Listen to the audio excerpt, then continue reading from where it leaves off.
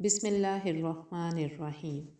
میرے چینل کے معزز سامعین و ناظرین السلام علیکم۔ اس دعا کے ساتھ ویڈیو کا آغاز کرتی ہوں کہ اللہ تعالیٰ آپ کا ایمان سلامت رکھے۔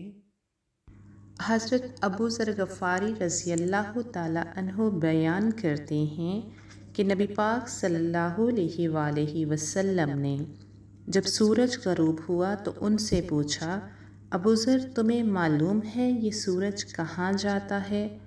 ابو ذر غفاری رضی اللہ تعالیٰ عنہ کہتے ہیں، میں نے عرض کی اللہ اور اس کے رسول کو علم ہے۔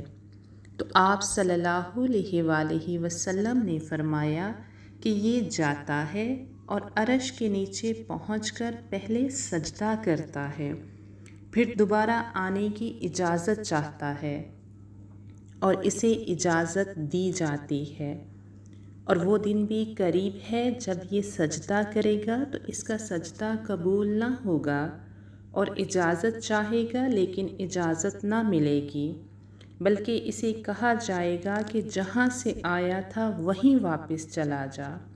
اس دن سورج مغرب سے ہی نکلے گا۔